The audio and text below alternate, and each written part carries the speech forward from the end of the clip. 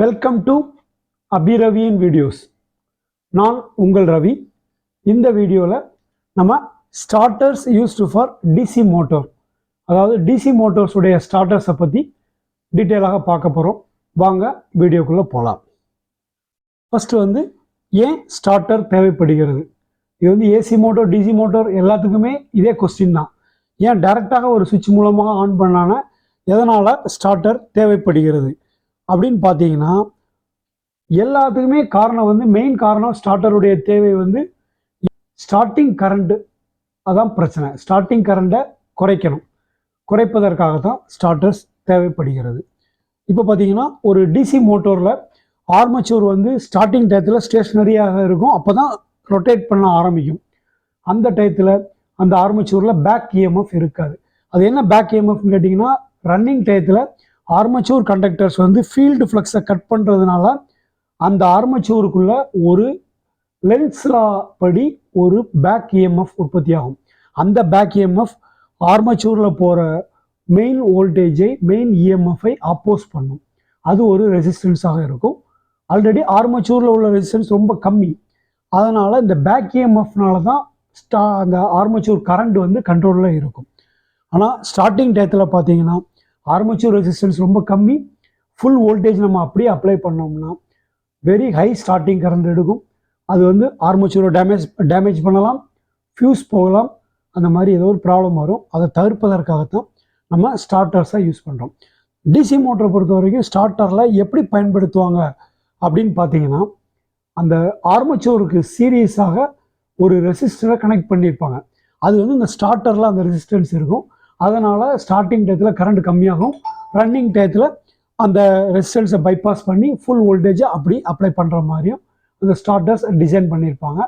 இப்போ நம்ம ஃபஸ்ட்டு ஒரு 2 பாயிண்ட் ஸ்டார்டரை பார்க்கலாம். ஒரு ஸ்டார்டிங் ரெசிஸ்டன்ஸ் தவிர அந்த ஸ்டார்டரில் நோ வோல்ட் காயில், அப்புறம் ஓவர்லோடு ப்ரொடெக்ஷன், இது எல்லாமே ஆப்ஷனலாக இருக்கும்.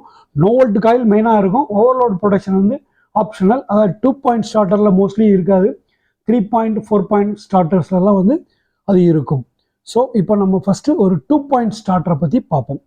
2 பாயிண்ட் ஸ்டார்டர் அது என்ன? 2 பாயிண்ட்னா 2 ஒயர் தான் இருக்கும்.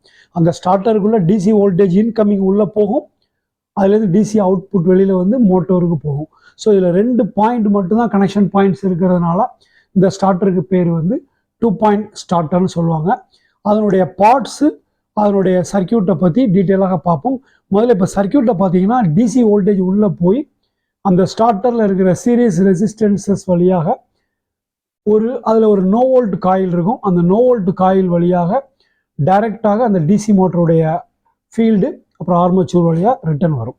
ஸோ இது ஒரு 2 point ஸ்டார்டருடைய connection wiring diagram.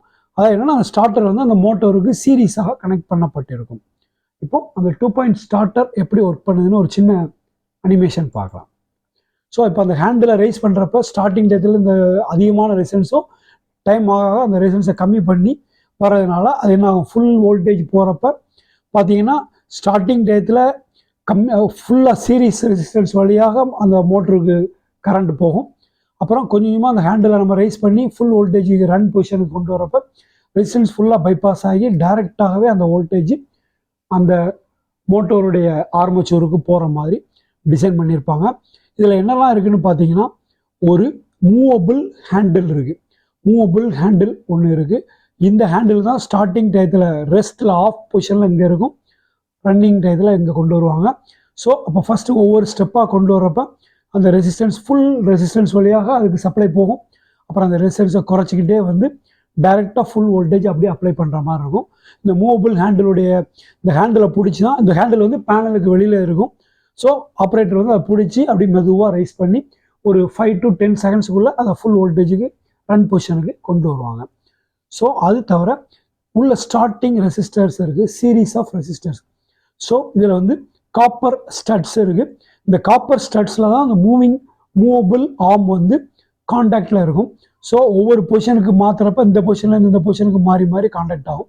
So இதில் வரக்கூடிய சப்ளை இந்த ஹேண்டில் வழியாக இதுக்கு ஒவ்வொரு ஸ்டட்டுக்காக மாறி மாறி இங்கே ரன் பொசிஷனுக்கு வரும்.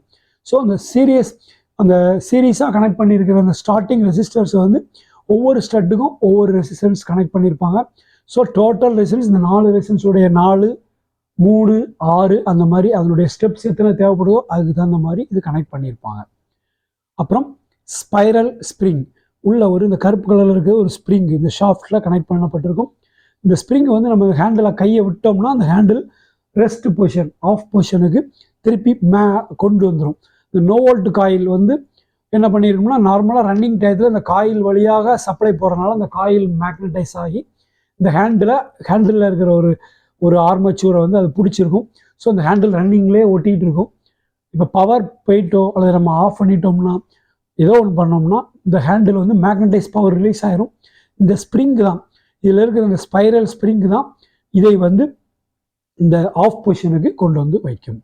அதுக்கு என்ன பண்ணியிருக்காங்க, அந்த ஹோல்டிங் காயில் இந்த ஹேண்டிலில் ஒரு சாஃப்ட் ஹேண்ட் கீப்பர் ஒன்று இருக்குது. இந்த கீப்பரை அது பிடிச்சி மோட்டர் அந்த ஸ்டார்டரை ரன்னிங் பொசிஷனில் மெயின்டைன் பண்ணிகிட்டு இருக்கும். இது ஒரு ஃபேஸ் பிளேட்டு. இந்த பிளேட்டு மேலே தான் எல்லாமே கனெக்ட் பண்ணியிருப்பாங்க. ஸோ இப்போ உங்களுக்கு இதனுடைய பார்ட்ஸ் ஓரளவுக்கு புரிஞ்சிருக்கும்னு நம்புகிறோம். இப்போ அடுத்தால அதனுடைய ஒர்க்கிங் பொசிஷன்ஸை பார்ப்போம். ஒரு 2 பாயிண்ட் ஸ்டார்ட் டயத்தில் பார்த்தீங்கன்னா இந்த சப்ளை இங்கே நிற்கும், இந்த ஹேண்டிலில் நிற்கும், இங்கே கனெக்ட் ஆகிருக்காது. ஸோ இதில் கனெக்ட் ஆனால் தான் அந்த மோட்ரு ஓட ஆரம்பிக்கும், கனெக்ட் ஆகிருக்காது. இப்போ அடுத்தது ஸ்டார்ட் பொசிஷனுக்கு கொண்டாந்தாச்சு. இப்போ இதில் வர்ற சப்ளை இந்த எல்லா சீரிஸ் ரெசிஸ்டர் வழியாகவும் போய் இந்த நோ வோல்ட் காயில் வழியாக போய் இந்த மோட்டரை ஓட்டிகிட்டு இருக்கும். ஸோ ஸ்டார்டிங் கரண்ட்டு கம்மியாக இருக்குன்னா ரெசிஸ்டன்ஸ் வழியாக போகிறதுனால அப்படியே ரைஸ் பண்ணி ஒவ்வொரு பாயிண்ட் 2 பாயிண்ட்டுக்கெலாம் கொண்டு வரப்போ இந்த ரெசிஸ்டன்ஸ் குறைஞ்சிக்கிட்டே வரும்.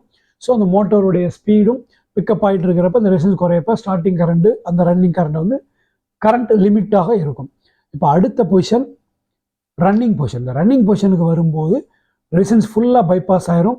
இங்கே வர சப்ளை வோல்டேஜ் டைரெக்டாக இந்த ஸ்டட் வழியாக இந்த காயில் வழியாக நோ வோல்ட் காயில் வழியாக இந்த மோட்டோருக்கு போகும். மோட்டோர் ஃபுல் வோல்டேஜ் அப்படியே அப்ளை ஆகி ரன்னிங்கில் இருக்கும். இந்த பக்கத்துக்கு வரும்போது ஆல்ரெடி இந்த மேக்னெட் நோ வோல்ட் ரிலேயுடைய மேக்னெட் பவரில் எனர்ஜைஸ் ஆகிருக்கனால இந்த மேக்னெட் இதை பிடிச்சிக்கிடும்.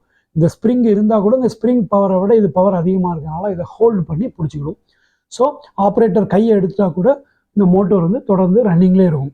நம்ம பவரை மெயின் சுவிட்சை ஆஃப் பண்ணால் பவர் கட் ஆகிறப்ப என்ன ஆகும், இந்த மேக்னெட் ரிலீஸ் ஆகி இந்த ஸ்ப்ரிங் இந்த ஸ்ப்ரிங் என்ன பண்ணுவோம், இந்த மேக்னெட்லேருந்து இந்த ஹேண்டில் ரிலீஸ் பண்ணி கொண்டு இந்த இடத்துல ஆஃப் பொசிஷனில் வைத்து விடும். அதான் இதனுடைய 4 பொசிஷன்ஸ்.